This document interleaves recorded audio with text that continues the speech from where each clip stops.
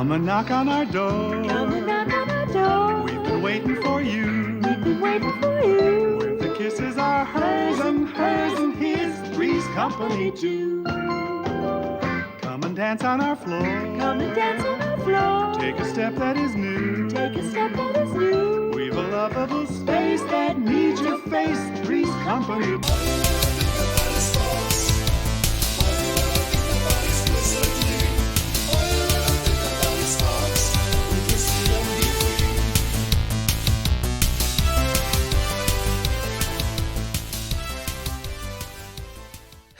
Hey, all you Ronsonettes and Russell's peanut butter cups. Still got it. Welcome to episode 21 of All You Ever Think About Is Sparks, the only and therefore best podcast about the music of... That statement is incorrect, Christian. Wait, what? Yes, it's me. Computer Girl from the song Computer Girl. Ron, Russell, and Edgar Wright have been hosting a limited-time-only podcast all about Sparks music. You mean there's an official pod now? What am I going to do? I have cats to put through art school. As I said, it is limited time only. The podcast series ends July 23rd. Well, I was going to say the more the merrier, but... Okay, Computer Girl, where can people find this pod? It's called the Sparks Brothers Podcast, and you can find it wherever you download or stream your favorite podcasts. May I leave now? Huh? Oh, yeah, sure, Computer Girl. Just don't go leaving dongles all over the place. Puny human. Okay, so at the moment, this isn't the only Sparks podcast. And I dare you to do a Google search for Sparks and podcasts. Okay, first off, yes, you will be deluged with random things that have nothing to do with the band, but you will eventually find podcast episodes all over the internet from folks like Rolling Stone magazine to uber nerd Chris Hardwick, all trying to get a piece of that sweet, sweet Sparks action. Why? Well, here's one reason. The now legendary documentary by Edgar Wright, The Sparks Brothers, is in theaters across the globe and just became available for streaming. I'm sorry, I can't be more specific than that. Just go to your favorite search engine to see where and how in your region you can watch this incredible film. Now you get the 1-2 punch of major documentary film and boom, a Hollywood movie musical. Yes, Annette, starring Adam Driver, Marion Cotillard, directed by Leo Carax, is now here. It made its Cannes debut on July 6th. It will be released in cinemas worldwide on August 6th. Yes, those things do exist again. And it will be available for streaming via Amazon on August 20. It's getting rave reviews. I don't know when Ron and Russ have the time to sleep, but don't worry about them. They'll be fine. Meanwhile, here is a clip from the first single from the soundtrack album of Annette. And now, may we start. So, may we start? So may we start? High time to start.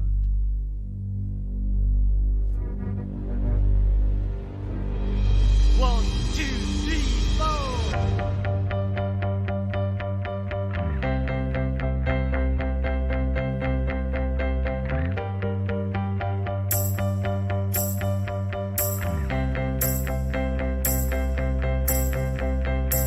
So may we start. So may we start. It's time to start. High time to start. They hope that it goes the way it's supposed to go. There's fear in them all, but they can't let it show. They're underprepared, but that may be enough. The budget is large, but still, it's not enough. So may we start. May we start. May we not. Finally, Ron, Russ, and company may finally be coming to your town in the flesh, really and truly this time. The tour kicks off February 7, 2022 in the boys' hometown of Los Angeles. Again, I'm Christian Huey. I write these episodes. I have friends and books and the internet to help me. I'll be setting up a Patreon soon so that I can find the time and the resources to make more episodes more frequently and to upgrade my studio gear. More about that at a later date. If you want to reach out to me directly, you can find the podcast's Facebook page. It's called All You Ever Think About Is Sparks, or you can old school email me at podcastsparks@gmail.com.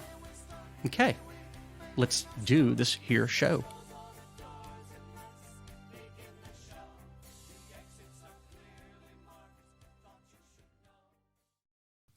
Okay, a little bit about me. As a precocious little tot in the early 80s, my favorite, quote, grown-up show, hands down, was Three's Company. Personal story. I vividly remember a swim instructor coming to our daycare for a few weeks in the summer to teach oblivious 3-year-olds like me how not to drown. His name was Jack, and I had convinced myself that he was the very same guy whose pratfalls I cracked up over countless nights gazing and giggling at the TV from the floor of our living room. The image I still have seared into my brain from binging on that show was that of Jack Tripper cycling down the Santa Monica Pier, suddenly distracted by a pretty lady and pitching sideways onto the beach. I, as a little kid, idolized Jack, but I didn't much mind looking at Janet and Chrissy either, nor the parade of girls that Jack and Larry would pursue. Obviously, I had no clue what sex was, but even though I was just a year or so out of diapers, I was strangely drawn to those bouncing, grinning ladies and the slashes of red or pink lipstick. Once I learned that this Southern California place was a real place, sadly, a faraway place from Austin, Texas, I grew more interested in portrayals in the media of that easygoing, sunny paradise that made its way to my tiny little eyes and ears by way of TV, radio, magazines, and billboards. The Sparks album that we're looking at in this episode, introducing Sparks, makes me feel the way I felt as a tiny kid watching Three's Company.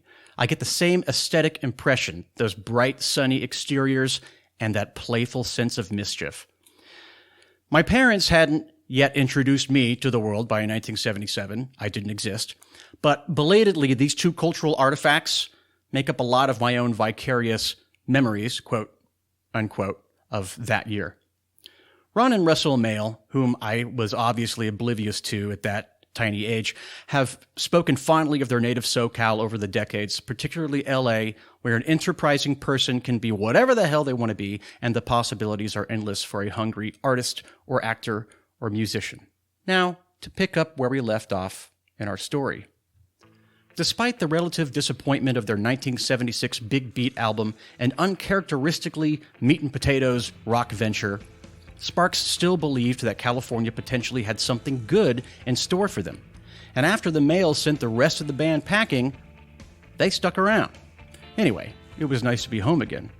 Sparks were still on Columbia Records' good side after the Big Beat album and tour, and the label sought to represent them globally, not just stateside. That meant that Island and the UK would have to give up their stake in the band, which was not an agonizing choice on their behalf. Island had finally given up on their dream of Sparks being the label's next Roxy Music, and so they were fine with leaving them in Columbia's hands. As it turned out, Columbia's hands had even greater plans, and they soon made it clear to Ron and Russ that the brothers were to play by their rules for Sparks' next LP. The deal was straightforward enough. You two write a batch of songs for Russ to sing, and we'll take care of the rest.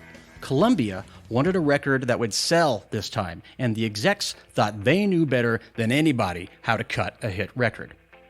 The ironic title, Introducing Sparks, was initially an offhanded joke by Ron when asked for ideas for the new album's title. Perhaps for slightly different reasons, the label loved it and ran with it. Ron and Russ digged the obvious irony of Introducing being the title of their 7th album.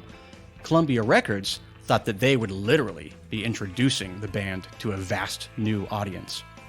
Ron and Russell pushed to have Bob Ezrin produce.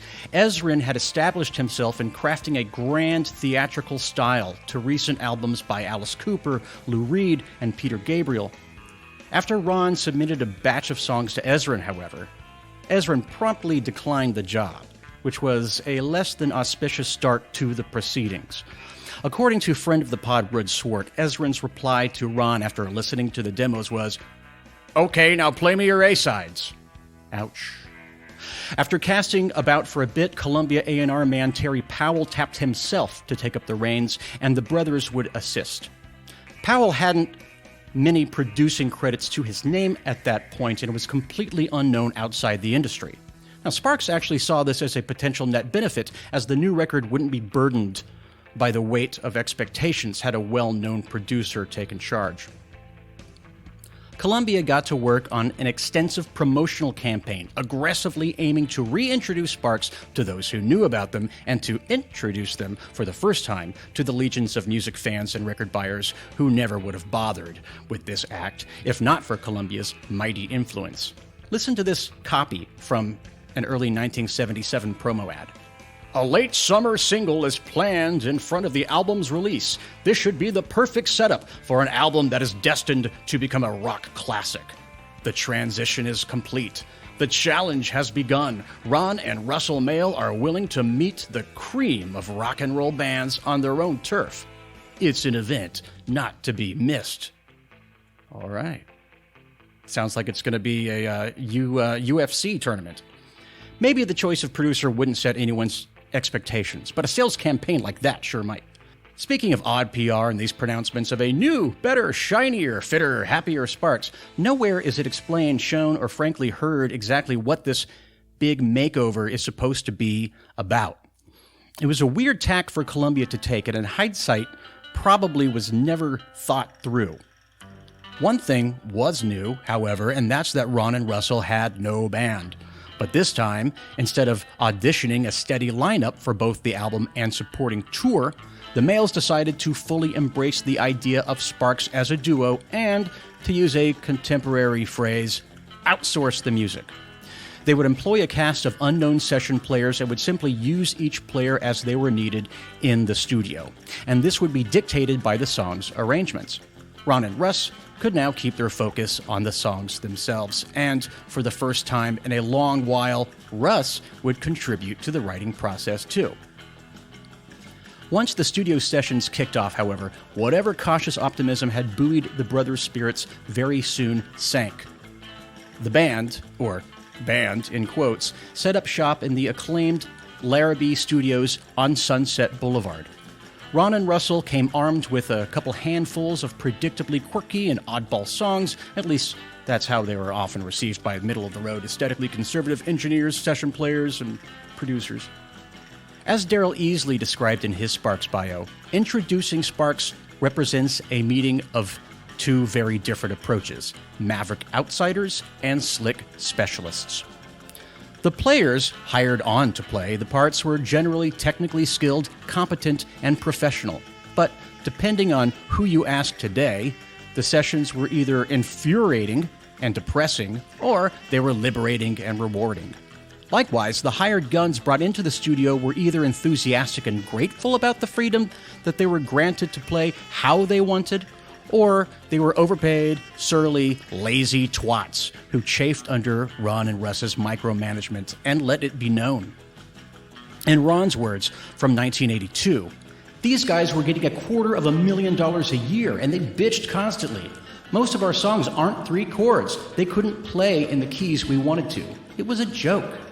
Ron declared after the sessions that he would never work in that setting again. While complimenting players on their technical skills, Ron summed it up this way: there's absolutely no feeling or personality in anything they're doing. Russell echoed those sentiments in 2003. It sounds somewhat bereft of personality, Russell told Record Collector magazine. It was pretty boring using session musicians. These guys come in, get paid $480 for a half hour, and they just assume the first take is fine, because if it is, they can leave. As it happened, several of Introducing's session players went on to become highly regarded musicians in their own right. 15 different players can be heard on the final album, 10 more than on the previous album. Among that group were several future members of Toto and the great Lee Rettenauer, pardon me if I'm mispronouncing, on rhythm guitar. Engineer Al Capps had a long-established and well-regarded career working with straight-up pop acts like Andy Williams, Johnny Mathis, Peggy Lee, and Frank Sinatra. One of the players who recalled the sessions fondly was guitarist Tom Rotella, who gushed, "Ron and Russell were really fun because they just let me go. They told me to do whatever I wanted. They just let me cut loose." Introducing Sparks was released in the U.S. on September 27, 1977, and made its way across the pond 1 month later. It came months after Columbia's oddly hubristic PR campaign to announce the album's imminent release. Speaking of, although a lot of the actual copy that got sent out to record stores, magazines, and the like came off a little, okay, some now classic Sparks images came out of the photo sessions of that year. One pic depicted Russell stabbing his older brother to death for some reason. There was a shirtless Russell hugging the leg of a fit lady in her underwear, face cut off by the frame, and then there's the gorilla suit pics, one of which later found its way onto the cover of a compilation album. But the cover of Introducing Sparks really divides the room to this day. There's no clear front nor backside of the record sleeve. Ron, on one side, in a close-up, stares unsettlingly at you, while the more angelic-looking Russell gazes off out on the flip side. I can only imagine the creeps that record buyers must have felt face to face with an army of Rons and Russells staring straight into their helpless souls. A review at AllMusic described the cover, or covers, as garish. Spot on, in my opinion. Those bright Technicolor values, that Olin Mills/school picture poses of the faces and upper bodies in the frame like that, the kind of look that's the stuff of classic memes in 2021. Well, maybe 2009 or so. The awful shirt. And can someone explain the pinky ring to me? Russell's hair looks cut weird. Ron's mustache looks trimmed weird. It's a weird album cover. It was such a non-punk type of album cover to have released in 1977. It actually would have been perfect for a post-punk album. However, probably fewer people felt the same in 1977, and in real time, it seemed to underscore how out of the loop Sparks were in regards to the pop music and pop aesthetics of that moment. And that reminds me, before we take our deep dive into the actual music on the record, let's talk again about California. This is Sparks' California record. This is their Beach Boys homage record. Yeah, it's a lot more than that, and many different genres get explored across the album's 9 songs. That's 9 on the original release, by the way. But look no further than their choice of singles from the LP, and we can hear that Ron and Russ have a different kind of R&R on the brain, and it's the kind involving sandy beaches, the warm California sun, surfer girls, catching a wave while sitting on top of the world. You know.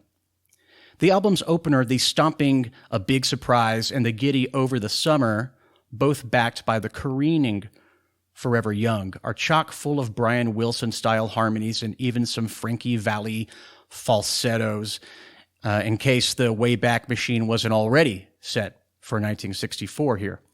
Truth be told, that's the most surprising thing about these songs in this album, the overall aesthetic of Introducing Sparks. It all ends up being surprisingly effective pop, pleasant, with enough of the weirdness in the lyrics and in Russell's voice to make it feel like a Sparks record and not say, Frankie Valli. But what prompted this 60s throwback style? Sparks had always been fond of reaching back to the cabaret sounds of Weimar Berlin, but were people already retroizing the 60s in 1977? Can someone help me out here? Were they actually ahead of the curve on this one instead of looking in the rear view? It's a curious style for Sparks, although they also take some rewarding sharp left turns, such as the Fiddler in the Roof-inspired Barn Burner goofing off. Okay, enough, let's get into it. The 2009 re-release of Introducing Sparks, which, by the way, was the first time it was released on CD, I do believe, included 3 bonus tracks, making 12 songs in total. So in this episode, we'll take a look at the first 6 songs out of that 12, and I'll do the second 6 on the next episode. No use in not pretending we don't know what we know. We know a lot of things. I know which muscle on your back and every toe. But you've had it on me, I can tell from your eyes. There's nothing else that you want. Introducing opens with a 2-note bass riff anchoring Ron's steady D chords on his electric piano. It's a grand entrance, if not all that fancy. It could be the first bars of a sitcom theme song of the day. I guess there's my sense memory of Three's Company popping up again. And like a sitcom theme song, you can pretty much tell where the song is going, musically speaking, but it feels like it could be a fun ride nonetheless. The A up to D of the bass guitar has a ta-da type of cadence, telegraphing that the coming 40 or so minutes will be something akin to a magic trick. When Russell chimes in to sing the introductory verse, we can tell something is different here. It's an uncharacteristically low register for Russell. It's far from the falsetto Russell of the Island years, but it's not quite the bratty adolescent delivery of Big Beat. He sounds somewhere between a newscaster and a game show host, albeit a singing one. Instead of sounding like a muse to Freddie Mercury now, Russell sounds like an inspiration for Devo's Mark Mothersbaugh. It's vaguely goofy, but decidedly arch. "Ain't no use in our pretending we don't know what we know," he declares. "We know a lot of things." The opening bar starts off in D major, and it ends in E minor with "we know a lot of things." In the key of D, that's a 1 root to a 2 minor. Then it's to the dominant A major with the line, "We know a lot of things." Next we're back at the tonic D, nice and orderly like. "I know which muscle on your back and every toe." And then suddenly we're at the bridge. And it looks like we've abandoned the key of D, strictly speaking. A lot of borrowed chords here. The band works up tension by borrowing some surprising chords. Big surprise. It's a G major to a C major, a D sharp is a passing chord, and then we pivot back to a major, which again is our dominant for D, and that takes us comfortably back home to D. And Russell sings the chorus. "I want a big surprise tonight, a really big surprise tonight. It's boy meets girl, and here we go once again." Here's the rest. Then, to make the question sound like a musical question, where is that Yankee ingenuity? Ends on the dominant A again, leaving us wanting to head back home to D, and that's what the band does, rinse and repeat for the most part. Here are the rest of the lyrics. "Somebody told me how the motion picture would end. I turned and glared at them, and then I read the way the world was going to end. With a whimpering sound, not a banging away. I'm sorry I gave it away. I want a big surprise tonight," etc. "Break the rules and make a fool out of me. Where is that Yankee ingenuity right now? I want a big surprise tonight, a really big surprise tonight." And then the song fades out. A big surprise is peppered with some frankly hilarious Frankie Valli-style ultra falsetto background singing, "a really big surprise," as well as some strategically placed du-du-du-du-du-du, which take the song even further back to the doo-wop of the late 50s. Remember the aggro garage rock stomp of Big Beat opener Big Boy? We're about 180 degrees removed from that kind of album opener. The goofiness is so in your face. It's no, quote, big surprise that a later track on Introducing is titled Goofing Off. I'm not going to make any more jokes regarding the words big surprise, by the way. You're welcome. It's hard to imagine new Sparks fans fresh off of banging their heads to Big Beat, finding much to groove to with a big surprise. And as we'll see, record reviews of the time echo that sentiment. To these ears, though, the song has aged very, very well, and it comes off as a fine genre exercise, as much of the album is, we'll see, even if the actual playing on the recording is pretty vanilla. And the lyrics, I don't know. Ron and Russ, apparently, again, they collaborated on all these songs. Want their respective ladies to introduce some novelty into their sex lives? Sounds good to me. Hell, it's 1977. How about a key party and partner swapping? A Big Surprise was released as a single in the UK, the Netherlands, Germany, not a whole lot of other regions. The B-side was Forever Young. Although Sparks didn't cut an official video for the song, there are a number of videos to be found on YouTube from contemporaneous performances on European TV, sometimes lip-synced, sometimes not. Typically, Ron and Russ would be the only band members present, so as a viewer, one would need to suspend disbelief that these two guys were making as much noise as a dozen. Inspired by live performances from the second half of their Big Beat tour, most of these clips show Ron smashing his piano bench at or near the end of the song. Russell also wears an earring in one of the performances. Go figure. A Big Surprise did not chart. Here's the song, A Big Surprise.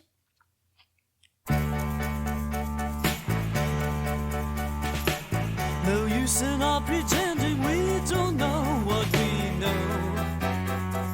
We know a lot of things. I know each muscle on your back and every toe. But you've held out on me, I can tell from your eyes, disguising the ace that you hold. I want a big surprise tonight, a really big surprise tonight.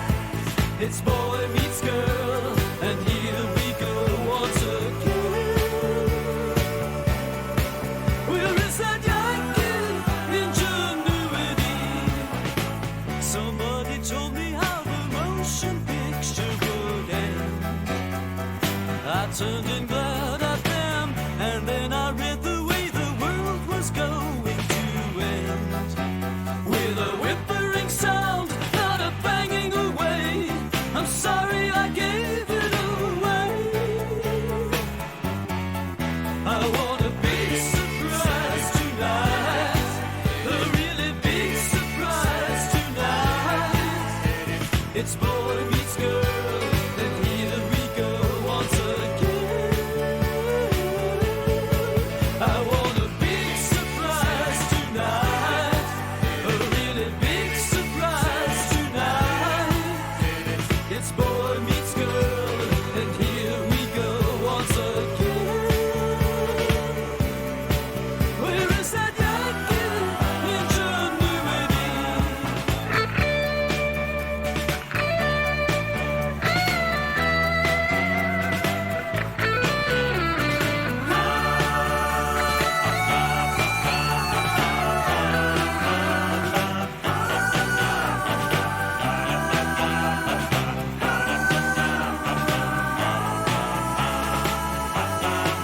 I want a big surprise tonight, a really big surprise tonight. It's boy meets girl, and here we go once again.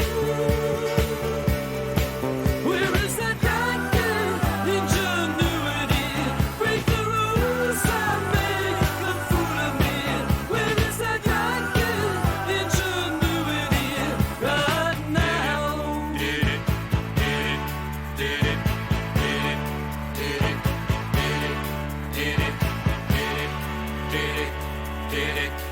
I want a big surprise tonight, a really big surprise tonight. I want a big surprise tonight, a really big surprise tonight. I want a big surprise tonight, a really big surprise tonight. I want a big surprise tonight, a really big surprise tonight. I want a big surprise tonight, a really big surprise tonight. I want a big surprise tonight. Song 2 off of Introducing Sparks is Occupation, a delightfully droll laundry list of many of the possible ways one can choose to sell their labor in the frustrated, malaise-saddled capitalist society of the late 1970s. You can tell this isn't some gauzy-eyed Penny Lane-style recounting of modern suburbia/urbia, because Russell reminds you a few times, unless your daddy's rich, well, you got to pick your poison here. Built around a ceaseless series of staccato quarter notes on the high A key of Ron's electric piano, Occupation is nonetheless a fun song. There's some very catchy call and response bits during the verses when Russell delivers a line describing the job of a soldier/cowboy/G-man/doctor and is then answered by a Beach Boys style ooh-wee-oo from either a group of background singers or maybe just from Russell himself. Musically, again, Occupation is simple and it doesn't veer too far from the key of A major. It's one of the most commercial sounding tracks on the album. Heck, it sounds like it could have been used for a Toyota ad. But there are some neat drum patterns here and there and some well-placed hammer-ons and pull-offs on the guitar. The song is also funny. One of the funniest on the album, and a clue that if there's a central joke at the center of introducing Sparks, the punchline might be somewhere in here. Occupation was not released as a single, although Columbia saw fit to cut a promo video. In it, Ron and Russell are alone on a foggy soundstage with colorful stage lights and some oddly placed houseplants.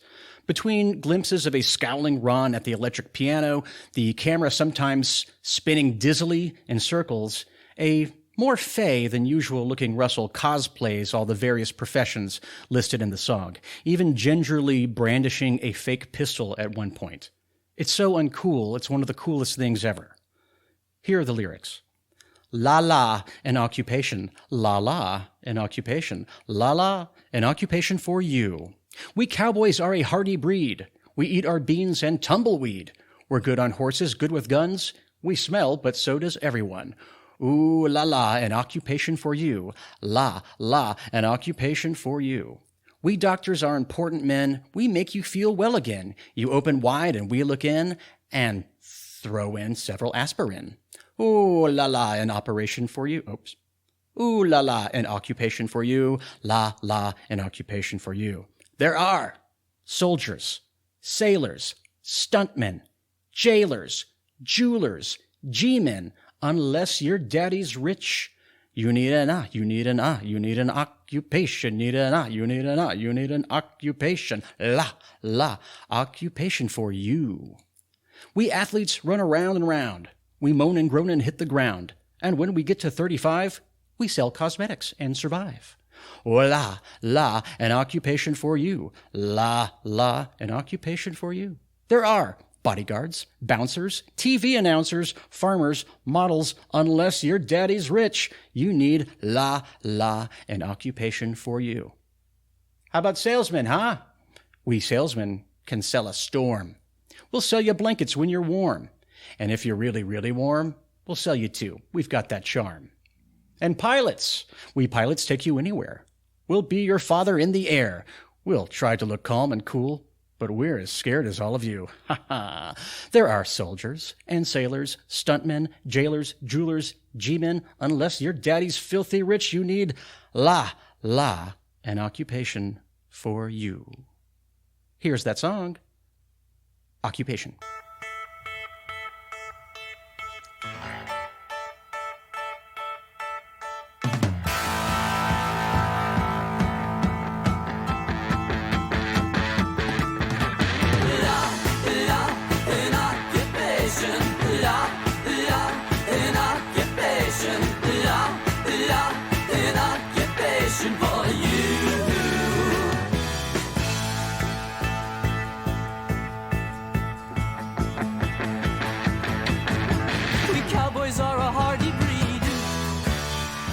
Our beans and tumbleweed. We're good on horses, good with guns. We smell, but so does everyone. Oh, la, an occupation for you. La, an occupation for you.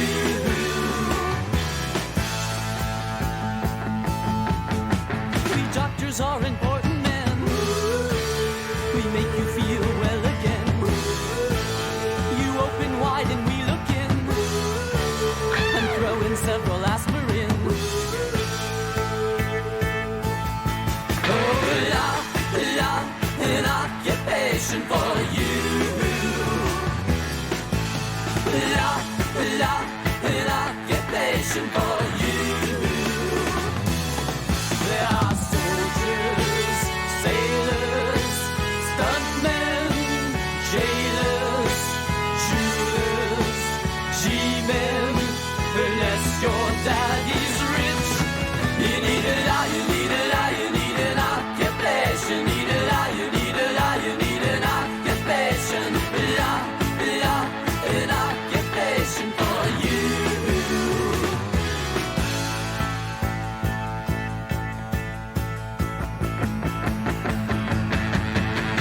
athletes run around and round.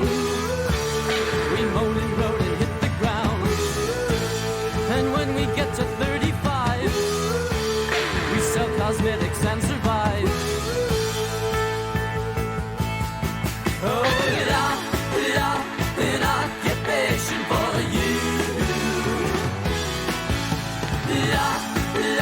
An occupation for you. There are bodyguards, bouncers, TV announcers, bombers, models. Unless your daddy's rich, you need an occupation for you.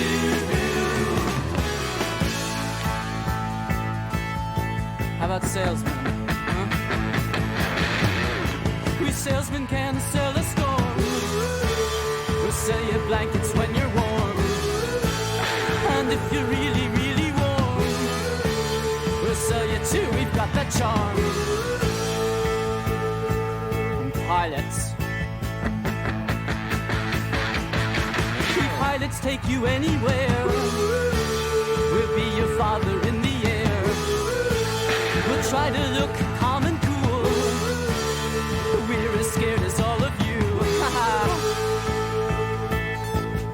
There are soldiers and sailors, stuntmen, jailers, shooters and G-men. Unless your daddy's filthy rich, you need an occupation for you. You need an occupation for you. You need an occupation.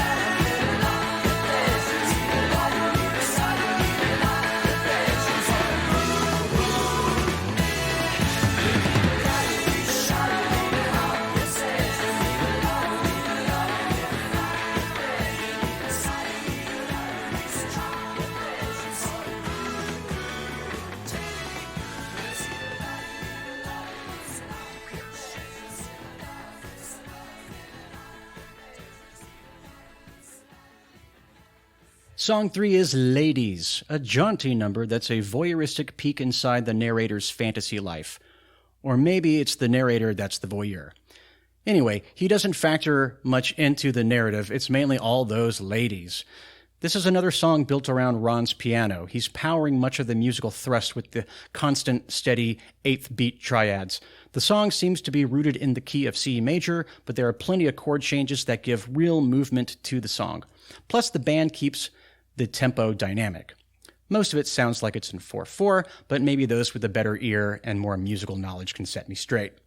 The opening bars have Russell, plus maybe some others, singing, cascading, oh, over Ron's piano, very much keeping up the same early 60s aesthetic as the preceding couple of numbers.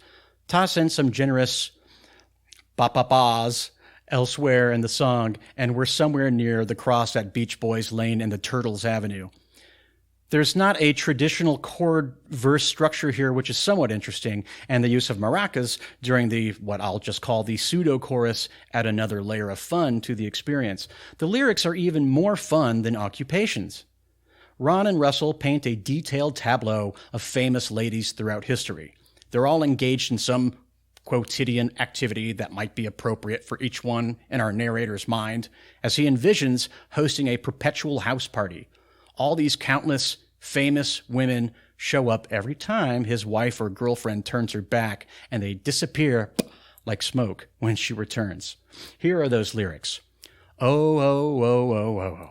Ladies, ladies. On the sofa next to me are Dinah Shore and Sarah Lee. Ladies, ladies. In the backyard climbing trees are Princess Grace and Margaret Mead. Ladies, ladies. And you pull in the driveway. You've been out shopping. I gotta hide them. Hide all you ladies. Lie down and smile. They're all disappearing. And then right after, I welcome home my only lady. Ladies, ladies, Jackie's in the powder room. Lois Lane will be here soon. Ladies, ladies, Ava Braun is cracking jokes while Joan of Arc just sits and smokes. Ladies, ladies, when I call up some buddies, hey, come on over. There's ladies present. We'll be right over. The ladies hear me. They're disappearing. And then right after, my friends ask me, where are all the ladies? All of the ladies. Ladies, ladies, in the kitchen baking cake. In the kitchen baking cake is Betty Crocker. Ladies, ladies, Dolly Parton's in my pool and Aunt Jemima's acting cool. Ladies, ladies, they're really great in person. They got me going, but I'm not pushy. Don't want to blow it. No six-packs, know it. They started fading. Come back, my ladies. Where would I be without my ladies? Ladies. Here's song 3 off of Introducing Sparks, Ladies.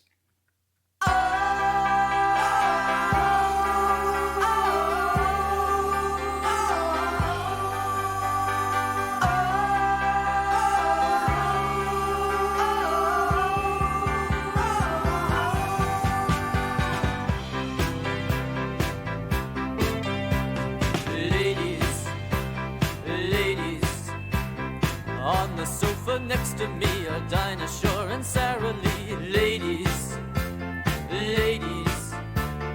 In the backyard climbing trees are Princess Grace and Margaret Mead. Ladies, ladies. Then you pull in the driveway. You've been out shopping. I just gotta hide them. Hide all you ladies. They nod and smile. They're disappearing. They're fading out now.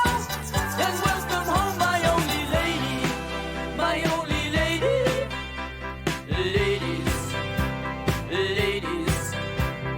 Jackie's in the powder room and Lois Lane will be here soon. Ladies, ladies. Ava Braun is cracking jokes while Joan of Arc just sits and smokes. Ladies, ladies. Then I call up some buddies. Hey, come on over. There's ladies present. We'll be right over. The ladies hear me. They're disappearing. They're fading out now. My friends say, where are all the ladies? All of the ladies. All of the ladies. All of the ladies. Ladies. Ladies. Ladies. Ladies. Take it.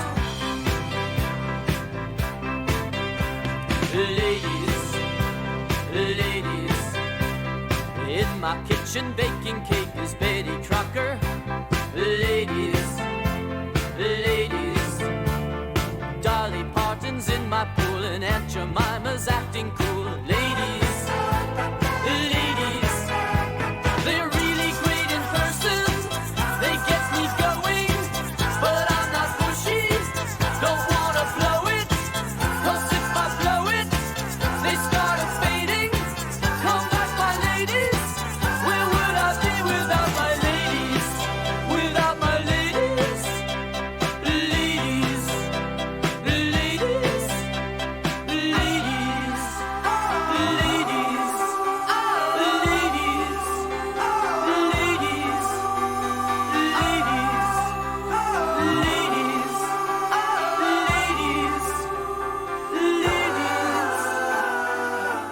ladies, Number 4, I'm Not. A rockier number than most of the rest of Introducing Sparks, I'm Not stomps and plods through Russell's shout-singing declarations of what he's currently doing or not doing. There's a vaguely creepy reverb on Russell's voice here, and it's interesting to hear his more aggressive vocal delivery on this otherwise lighthearted album. Whoever's on guitar here, Lee Ritenour, maybe? Someone help me out here. Whoever it is gets a rare chance to lay down some vaguely chaotic guitar squeals near the end of the track. In my opinion, this is the least substantial song on Introducing. By the way, recent listeners of Sparks have found some parallels lyrically and musically between I'm Not and the 2020 cut I'm Toast. What do you think? Here are the lyrics. I'm not. I'm not. First I wake up and not shave. Not a very pretty day. Look at the time. It's time to not go out to work today. I'm not at my best today. I'm not getting dressed today. Look at the time. It's time to not eat lunch with you today. I'm not fooling when I say I'm not myself any day. I'm not. In or out or up or down, I'm not. Shutting up or yelling out, I'm not. I'm not. I'm not. I'm not buying nothing new, and I'm not trying nothing new. No one makes me feel as though it matters what I do. I'm not watching my TV, I'm not reading magazines, and I'm not missing much, and that ain't hard for me to see. For you're not my type, but you can stay. That's long enough. Now go away. I'm not. In or out or up or down, I'm not. Shutting up or yelling out, I'm not. I'm not. I'm not. I'm not. I'm not. First I wake up and not shave. Not a very pretty day. Look at the time. It's time to not go out to work today. I'm not. I'm not. I'm not. I'm not. I'm not. This is the first time I've read those lyrics out loud, actually, to myself, and that's awfully depressing, wouldn't you say? Sounds like the ennui is back. Here's that song, I'm Not.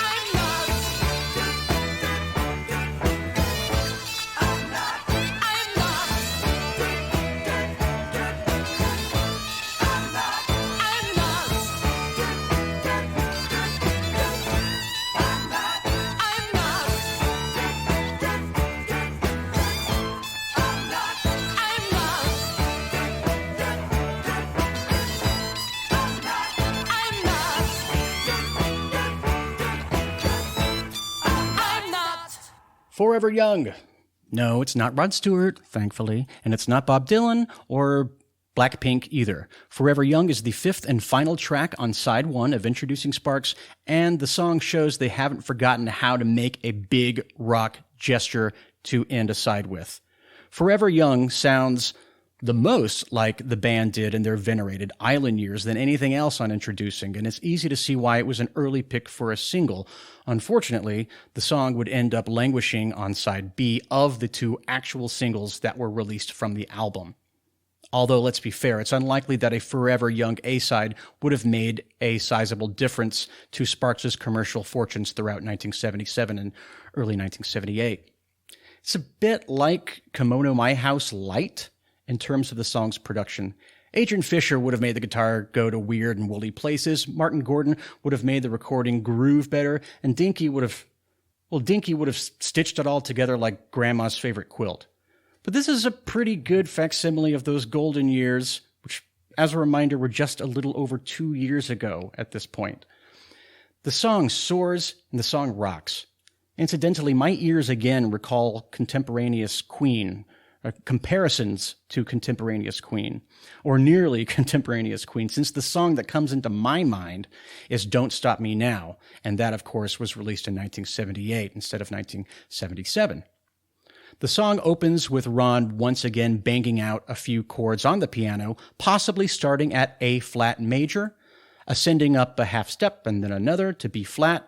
He repeats that progression to amplify the tension, and the second time around, he's buoyed by a guitar line and a kick drum.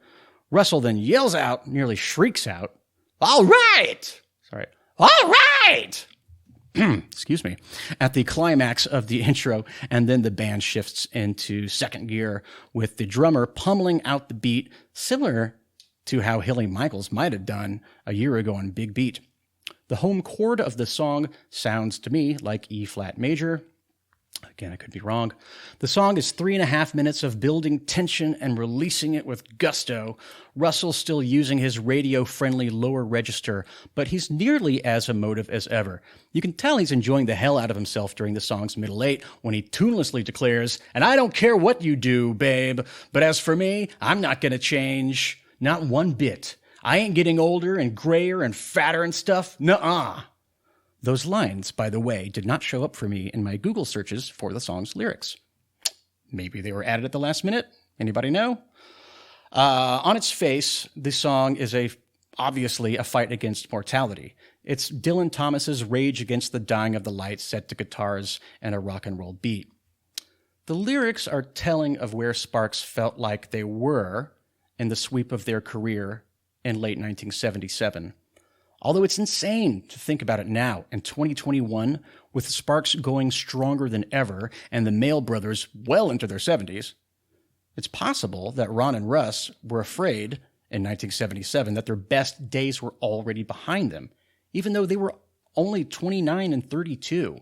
Ron and Russ routinely caution not to interpret their lyrics literally and not to assume that the narrator is the songwriter. But the brothers were definitely feeling some insecurity about the state of their big project, something that they so far had spent their entire adult lives dedicated to.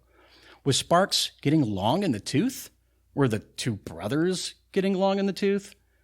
Sparks hadn't been on the cutting edge for 2 albums now, and they felt in danger of losing the plot to the younger crop of punks and new wavers. Now, I was never able to listen to Forever Young with 1977 ears because I didn't have them, so I'm not sure how the song resonated with seasoned Sparks fans at the time. From the vantage of 2021, though, it comes through as one of Sparks' big statements of purpose. As the Sparks Brothers documentary showed so well, Ron and Russell have spent over 50 years pushing back against the inevitability of growing old and pushing back against any gentle slide into irrelevancy. By the way, a promo video was cut for Forever Young. Frankly, it looks like it was shot on the same day and on the same soundstage as Occupation's video, and it's visually less interesting than that video. The only curiosity is that Ron seems to be tentatively having a go at the parted new wave perm style that he would adopt during the Marauder years of 1979 to 1980. Here are the lyrics in full. I'm gonna beat the devil and stay forever. Forever young, forever young. I can't be pushed around and I won't get older. Forever young, forever young. Forever young, forever young, tonight and every night. Forever young, forever feeling right. I'll sit and watch the history books get thicker. Forever young, forever. I just refuse to be what I'm not this instant. I'll meet a million girls in a million places. Forever young, tonight and every night. Forever young, forever feeling right. You say I'm playing God, but you're old and wasted. Bright lights will burn forever, and I'll still see them. I've broken every rule, and I'll break this last one. Forever young, forever. For me, the brightest highlight of their 7th album, here's Forever Young.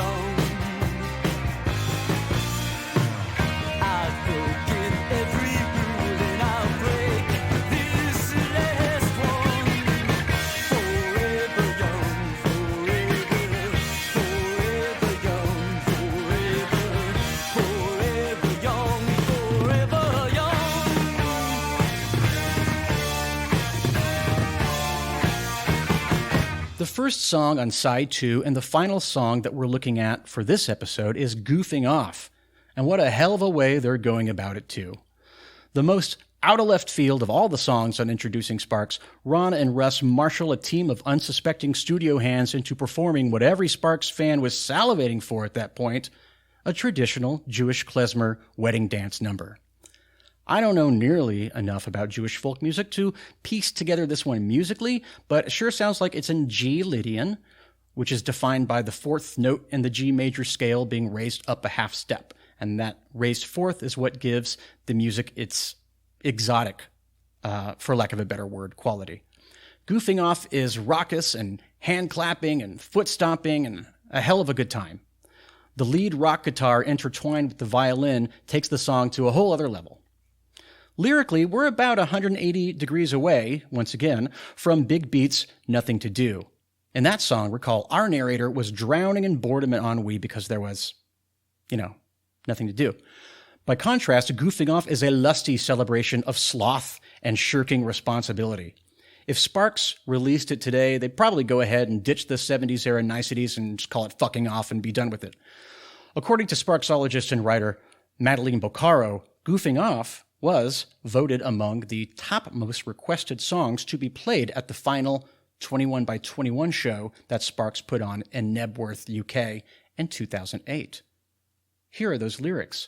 Well, the world has started spinning, 'cause the weekend is beginning, so grab anything that moves and bring some cash. Yeah, I'm looking at your body, and I think I need your body. Yeah, the whole entire body, bring it here.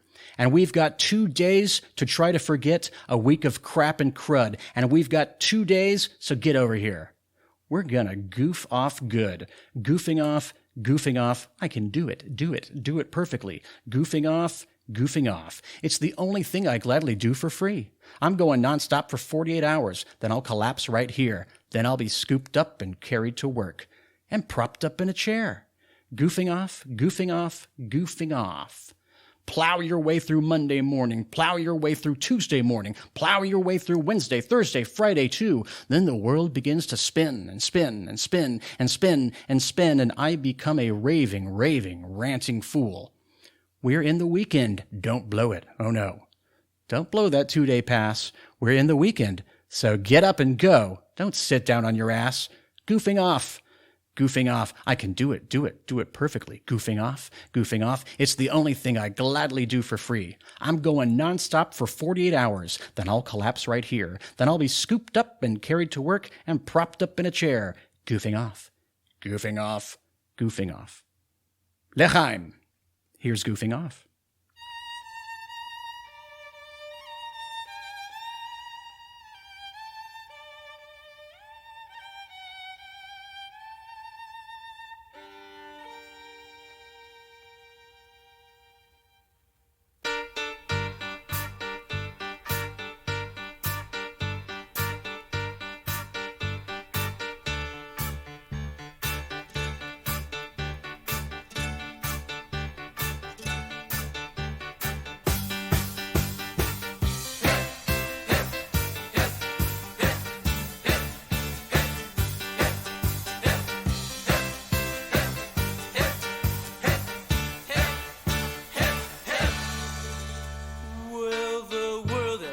It's spinning 'cause the weekend is beginning, so grab anything that moves and bring some cash.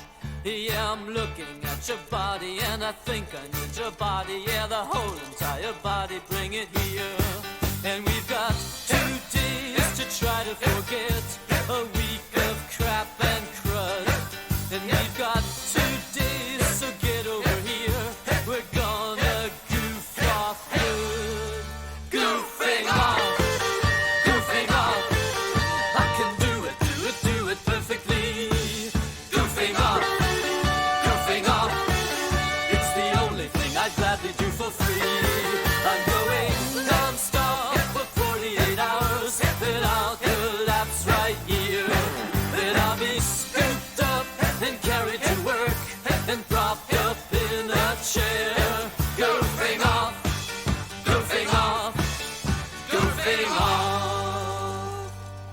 Plow your way through Monday morning, plow your way through Tuesday morning, plow your way through Wednesday, Thursday, Friday too.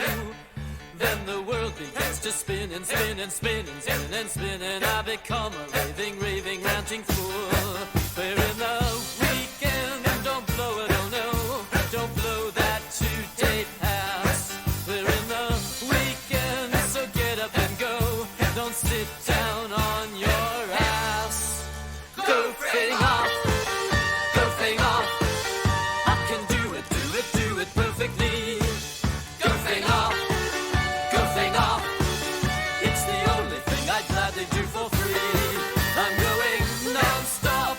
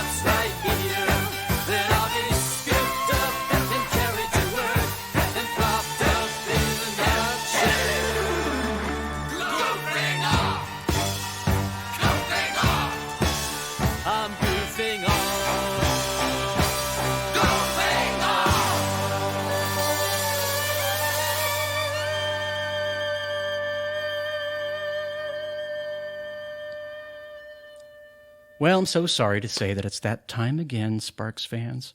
The party must end for now. But I will be back with part 2 of introducing Sparks in due time. Hopefully not too long. In the meantime, if you haven't, do go check out Edgar Wright's The Sparks Brothers again, and then brag to your friends that you knew about them before they were cool.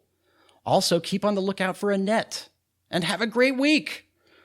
Bye, bye, bye, bye, bye, bye, bye, bye, bye.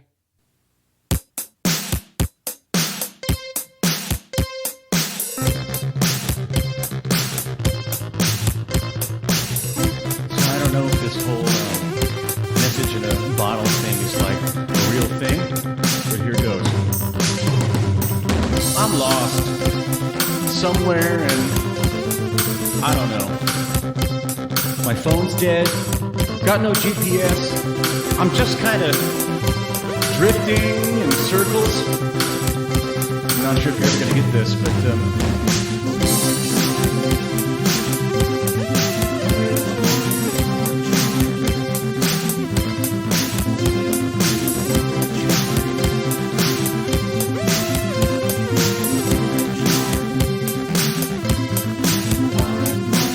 I wish I had paid attention in those sailing lessons or science class, or I wish I had spent more time thinking about those twinkling lights up there. I wish I spent more time appreciating your face. I wish I knew. Wish I were with you. Do you ever think to look up?